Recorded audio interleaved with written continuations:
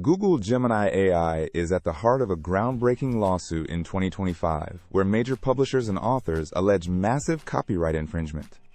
Companies like Hachette Book Group, Cengage, and author Scott Turow claim Google brazenly copied millions of copyrighted works to train its generative AI, Gemini, without permission or compensation.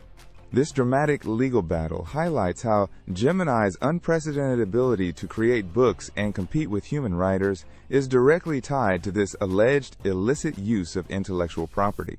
The lawsuit underscores the escalating tension between rapid AI innovation and established copyright law.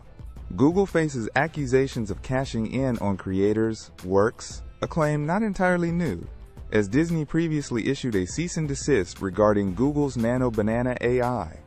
This core issue revolves around the vast data AI models require and the extensive copyright protection covering much of that human-created content. While some past legal decisions favored AI companies, the landscape is clearly shifting, with plaintiffs asserting that copyright law applies to AI companies with the same force as any other industry. For anyone following the future of artificial intelligence and its legal implications, understanding this crucial legal fight is essential. Discover more about this evolving AI legal landscape through the links in the description below.